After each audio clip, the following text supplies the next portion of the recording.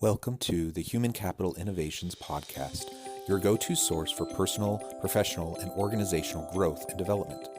We hope you tune in often for all things people management, organizational development and change, organizational leadership, and social impact related. Maximize your personal and organizational potential with Human Capital Innovations Podcast.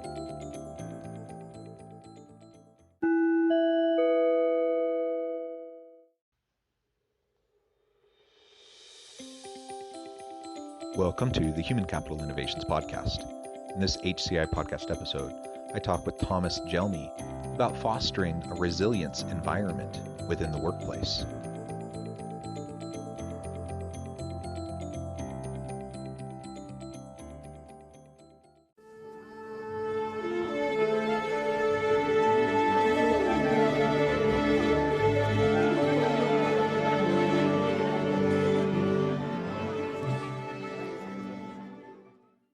Thomas Gelmi, welcome back to the Human Capital Innovations Podcast.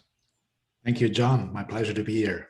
Yeah, it really is great to have you back. We had a great discussion. What was it? Several weeks ago. A few weeks. Yeah, and I'm excited to continue the conversation. Today, we're going to be focusing on fostering a resilience environment within the workplace, looking at both, from the leader standpoint of how leaders can foster resilience within themselves and their own approach, but how they can also model that for their people and then create an environment where their people can be more resilient to respond to those challenging pressures that, are all around them.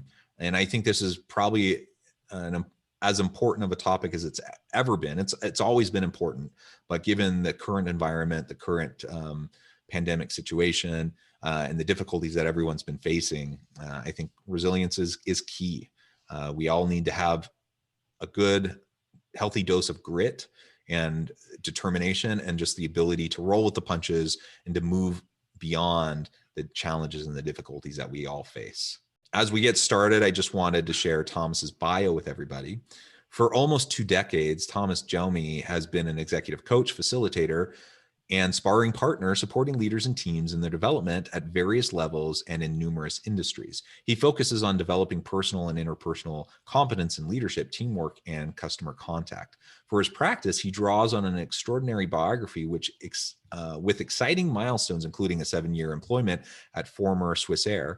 In the worldwide leadership and training of cabin crew and in a contact with international customers at 30,000 feet, he experienced firsthand how important a high level of personal and interpersonal competence is for effective human interaction. Additionally, he has many years of professional experience in various management positions and as a team leader and trained caregiver in accident and other extreme situations. Based in Switzerland with a home near Zurich, Thomas works with people all across Europe and regularly in North America, Africa, Asia, and Australia. His clients include global corporations as well as SMEs and private individuals. Again, it is a real pleasure to have you back. I really appreciated all the insights you brought to the table last time. And I think today we're going to have some great conversation around resilience. Anything else you would like to add, Thomas, before we dive on in? No, not really. That was very comprehensive as an introduction. So let's kick it off and let's talk. Okay, cool. So let's start with your understanding, your framing of resilience, why it's important, from a human perspective, but also the business case for resilience. Why do we need to foster this within our teams? Yeah. All right. Well, I might want to, start off with the definition of resilience. What is it? What are we talking about? The term itself has its origin in physics, and it describes the ability of a substance or material, to bounce elastically out under pressure, and then be elastic under pressure and then bounce back into its original state without any damage. So to give you an example with my aviation background, a Boeing 747, the big jumbo jets, the wingtips of such a huge airplane can elastically be moved up and down several meters without breaking and without even causing structural damage. So that may be a comforting thought for all of those listeners or viewers who are afraid of flying. Planes are made for that. Planes are constructed for being able to resist heavy turbulence, for example. And then over time, and especially in recent years, resilience has also been a term that has been increasingly often used in psychology and in terms of human beings, a person's, and individuals' ability to be elastic under pressure and not break, not burn out, but really, yeah, roll with the punches, as you just said, and then come back to your center after the peak has leveled off. And another good image for resilience is bamboo, the plant. Mm-hmm. Bamboo, yeah, it goes with the wind, with the storm, and after the storm has gone, it's standing upright again. Doesn't break. Yeah, those are great examples. I love the physics definition of it, and the ability to bend but not break, right, and to get back to where it was. And that's how we build out earthquake resistant buildings, right? Seismic adjustments to buildings. It's exact same thing. Like you want a big skyscraper to be able to bend and sway, right? Exactly. And it's the same thing for humans, because we all face challenges. We all have our own turmoil, our own personal earthquakes, our own high winds or hurricanes in our lives. And we need to be able to bend without breaking. We need to be able to roll with the punches. We need to be able to bounce back. Exactly. Yeah. And, I'm sure you've heard this before, and probably everybody has heard it before. Growth and development happens outside the comfort zone, right? Fair enough. We have to leave our comfort zone, make new experiences in order for us to grow. Yeah, absolutely. The problem is, recently, especially since this global pandemic has started, for many people in organizations, being outside the comfort zone has become the new normal, has become a plateau rather than a peak every now and then, a peak where you're a bit more stressed and you have an increased workload, which levels off again, has become a plateau for many. Increasing workload, but of course also other aspects that have an influence on well-being, et cetera, et cetera. And that's why developing this resilience, the ability to cope with any adversity, has become so much more important. And another word for it is also the window of tolerance. So your own individual window of tolerance. We all have it. And it can be more narrow, or it can be wider, this window of tolerance. And it can also be a bit volatile throughout the day, right? Depending on our mood, et cetera, and other aspects. It can be more narrow or wider. And it can, by building resilience, be widened, right? Can be made wider, increased. Yeah, I really like that. So let me play devil's advocate for a moment. What I'm about to say is not at all what I think or believe, but if I'm playing devil's advocate and I'm a money focused organization, bottom line focused, I want to make more money, and I hear about this topic of resilience, and I think about everything that our employees are dealing with. There's a certain mindset that I could challenge that, and I could say, well, who cares? Like if it's happening in their personal life, that's not my business. My business is when you come to work, check your emotions, check your personal life, all your own stuff, check it at the door, come and be quote unquote professional, do your job. And if you can't do it, I'm going to get rid of you. I'm going to find someone else who can do it. And we're not going to have to deal with all that stuff. How would you respond to that? Well, I would say it all depends on what you want and what your goals are. With such a hire and fire mentality, where humans are really only seen as human resources, emphasizing resources or instruments that do the job and they're being paid for, period. And all the rest doesn't interest me. I just want to make profit. If that's the approach and that's the goal, and you're willing to pay the price, which is usually high turnover of headcount, yeah, you can be profitable like that. Unfortunately, it is possible, right? But there's a price to pay. If you're willing to pay that price, you can go freestyle. If you care for human beings and you also see a certain social responsibility as an entrepreneur, as an organization, to care for your people to some extent, at least, to provide healthy workplace conditions, to also understand that health-related mistakes in the workplace, health-related absences in the workplace also have their cost and also have an impact on profitability end of the day. Then you might want to apply a different approach. Yeah. And of course, it's also maybe one thing to add, it's also culturally different, right?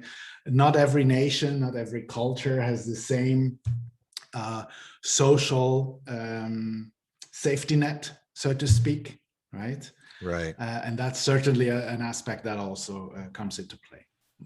Yeah, and those are great points. And you're correct. It is possible to have a profitable business where you have that mentality towards your people. But it's also not mutually exclusive to either focus on your people and value them as whole human beings in their whole experience, and create a good, healthy environment. It's not like we have to choose between that or profits. In fact, there's so much research that shows, and you just brought up many important types of situations. There's so many ways that focusing on that healthy environment, focusing on the resilience of our people will ultimately add to the bottom line. It'll actually help cut costs in a variety of ways. It'll allow us to have a healthy, innovative culture that can help us bring new value to the marketplace to make more money. So, whenever I hear that kind of an argument, and I do hear it fairly often, whenever I hear that kind of an argument, I like to push back on it because it's not an either or. You can do both.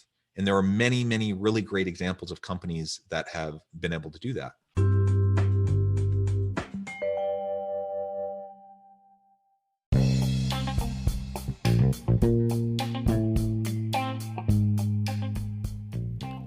I'm excited to announce the publication of my new book from HCI Press, The Alchemy of Truly Remarkable Leadership: Ordinary, Everyday Actions That Produce Extraordinary Results. Consider how the nature of work has shifted over the past 50 years. With increased globalization, rapid technological advancement, and the shift in economic composition, the average job of today looks very different than the average job of 50 years ago. What will the jobs and organizations of tomorrow look like? Moreover, what does this all mean for organizational leaders? What are the core competencies and capabilities of organizations and their leadership that are prepared for continued disruption and geopolitical and socioeconomic shifts? Regardless of what the future holds, increasingly, leaders need to be socially minded, data-driven, decisive, champions of talent, and disruptors of the traditional notions of leadership, teams, organizations, and work. The Alchemy of Truly Remarkable Leadership will help you to explore your own leadership competencies and capabilities and consider ways to apply and implement them into your workplace and personal life.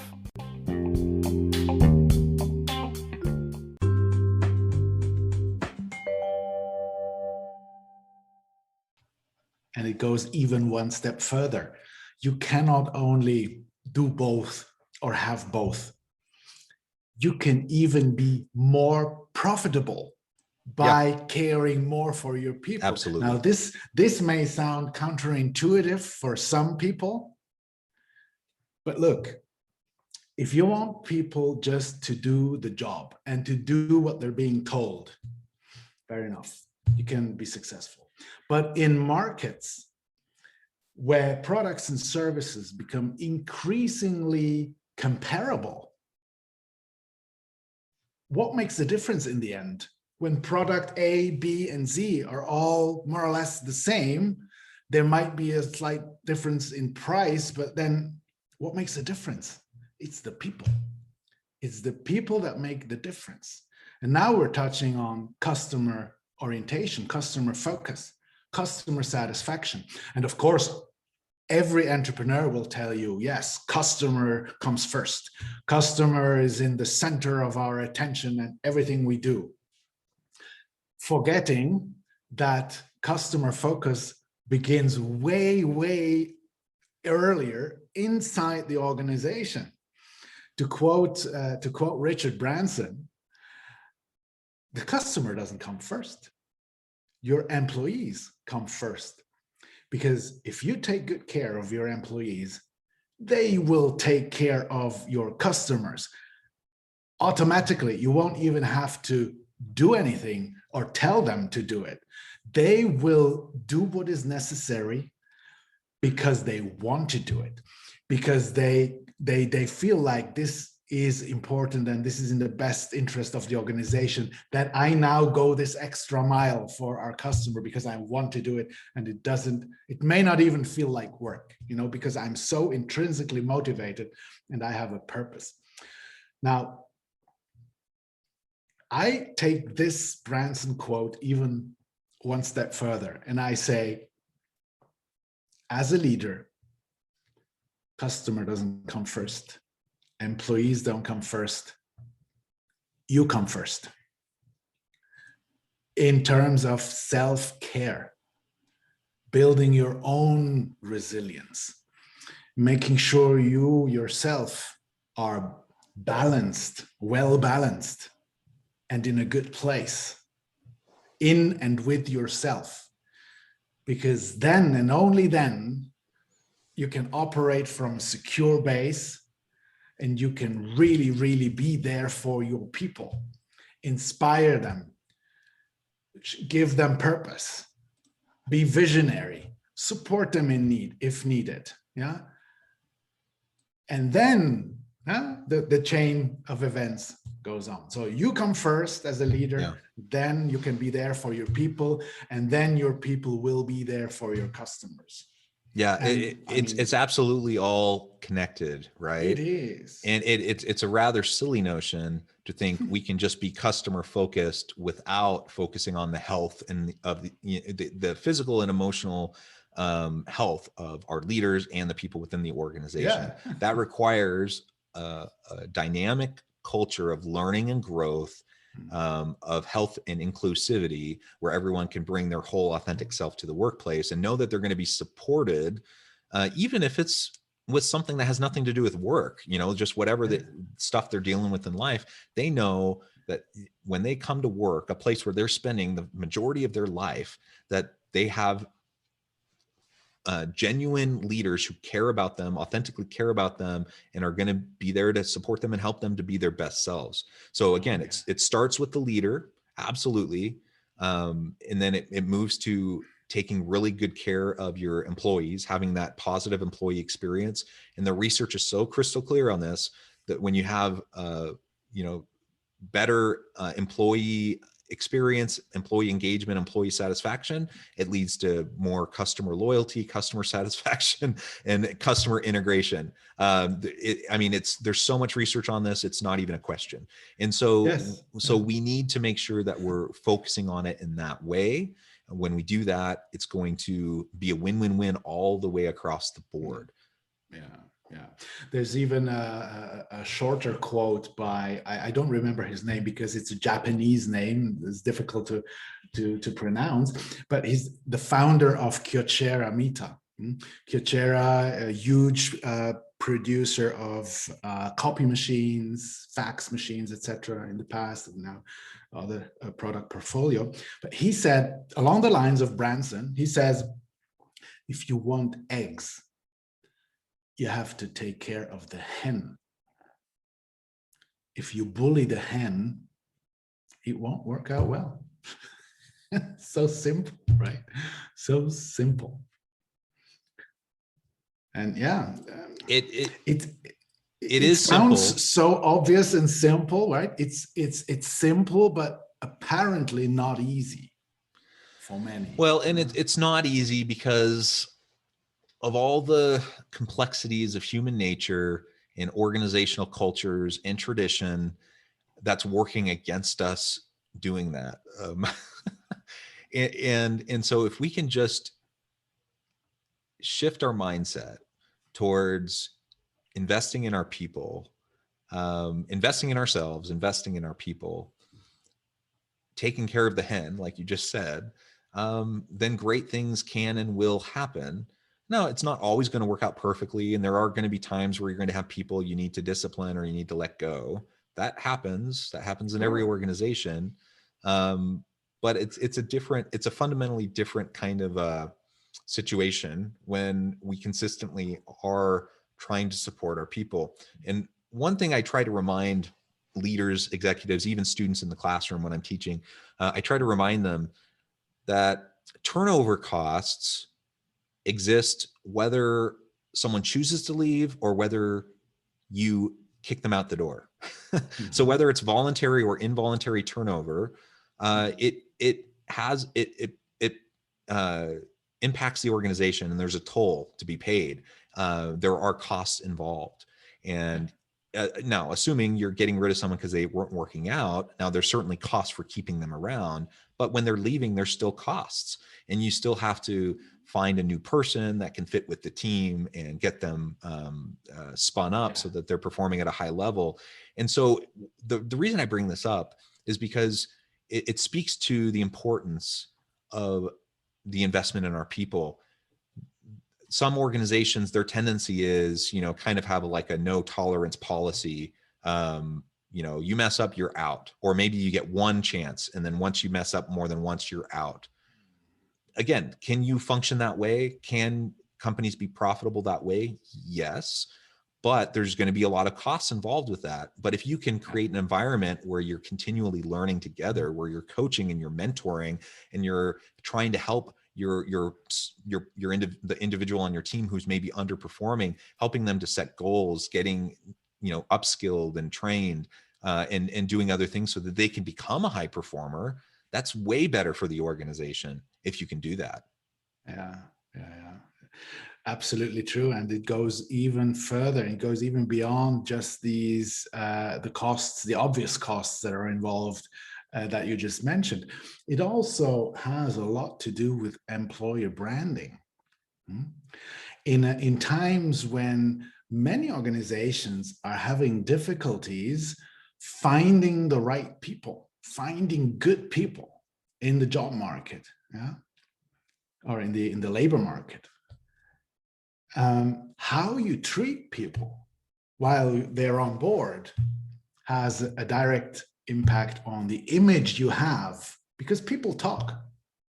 And nowadays we also have various platforms that measure employee satisfaction, where employees can put up their comments, and before you apply, you can check out the platform and get to know a little bit what the culture is like in this organization, et cetera, et cetera. So this has also become much more transparent. So finding and binding the right people has become a challenge for many, and how you treat them is of course impacting this directly. Also, how, for example, you treat people when you have to lay them off, right? How you treat them. And so there's much more than just these costs of transition involved. Yeah, absolutely. So coming back as we wrap things up today, to bring it back to resilience, you made the case. I think you made a compelling case for why leaders need to start with themselves. If our people look to us as they do, they look to us and they see us really bending under the pressure of anxieties, stresses related to the business or anything in life, and we're not managing it, handling it in a productive way. Maybe we're As snapping. leaders, you mean we as leaders? We as leaders, yeah. Yeah. If I, as the leader, I'm not handling it in an effective way, Mm. I'm buckling under the pressure, I'm snapping at my people, I'm losing my temper, things are going undone, things are falling through the cracks, all that kind of stuff. If that's what my people are seeing, then that's going to have a ripple effect for them and how they're approaching, and the things that I'm not getting done ends up getting pushed onto them. Like it's the ripple effects are continuous. And so I need to practice self-care for myself as a leader. I need to make sure that I'm taking care of myself, that I'm up to the challenge of the heavy lift, the heavy load that leadership, the weight that we bear on our shoulders. And then I model that for my people, and I'm open and transparent and vulnerable, and letting them know, like, I'm not a machine, like I'm a human being just like you. And I'm going to be there to support you. Please help and support me. And you create more trust, you create more meaningful relationships within your team. You give them the permission to be able to develop their own resiliency and their coping mechanisms, their healthy coping mechanisms for the challenges that they face. Absolutely, absolutely. And as you just said, it all begins with ourselves as leaders. And some people say, yeah, but you're promoting selfishness here. And I say, yes, I do. Selfishness with the intention to be there for others, right? That's the reason. Absolutely. And it's, if all we ever do is focus on ourselves always, that's very selfish. But if we are focusing on our own health in order to be in a position to help those around us, that is very generous in action. And I don't know about you, but it's something I've wrestled with my whole life. When I have a family, I focus so much of my time and energy on my wife, my 6 children. And if I'm taking time for myself, I am taking time away from my family. And so that's always been something I've grappled with, something I've struggled with. But I also intellectually, I fully understand. I get that to be my best self for my family, so I can be supportive of them and help them, I do need to take care of myself. And I've gotten better at it over the years. It's a training thing also. And maybe one more image, because images speak louder than words. Everybody has been on a flight. Everybody has seen and heard the safety instructions before takeoff, when they demonstrate and explain what to do when the oxygen masks are coming down, the yellow masks in case of decompression. And the instruction is very clear. Before you help anyone else put on their mask, you put on your own mask. Because depending on the level of decompression, the speed of decompression, you may faint within the first 10 to 15 seconds. And then how can you be of help to anyone? To the elderly person to your left, to the child to your right? None. So make sure you're in a safe place, you're in a good place, you're in a stable, balanced condition, so that you can then be there for others and help them build their resilience as well as a role model. Absolutely. Well, thank you, Thomas. It has been a real pleasure having you back on the podcast today. I appreciate all of your insights, all the great examples that you've provided. Before we close, I want to give you a chance to share with listeners again how they can get connected with you, find out more about your business, and then give us the last word on the topic for today. All right. Thanks very much for having me on the call. I have again enjoyed our conversation very much. The best way to reach out to me is through my website. It's www.thomasgelmi.com. Another very quick way is through LinkedIn. So connect with me, look me up, send me a message. And the last thing I'd like to add are the 6 most important elements to focus on if you want to build resilience. It's optimism, solution focus, radical acceptance of what cannot be changed, self-responsibility, so leaving the victim role and taking responsibility, self-regulation, the ability to regulate your own state of mind and emotional reactions, and cultivating positive relationships. And each of these are individual plants that you can groom and take care of in your garden so that they can grow and build your resilience. Wonderful. Thank you, Thomas. It has really been a pleasure. I encourage listeners to reach out, get connected on LinkedIn, check out his company, check out what he can do for you. And as always, I hope everyone can stay healthy and safe, that you can find meaning and purpose at work each and every day. And I hope you all have a great week.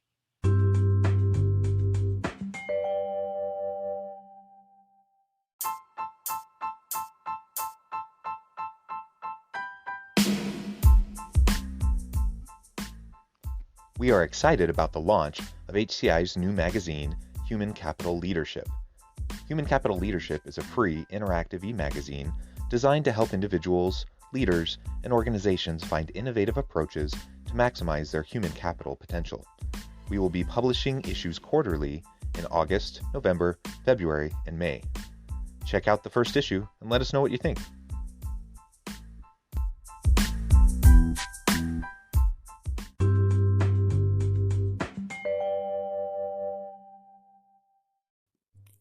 Thanks again for joining us for this episode of the Human Capital Innovations Podcast. I hope you stay healthy and safe and that you have a great week.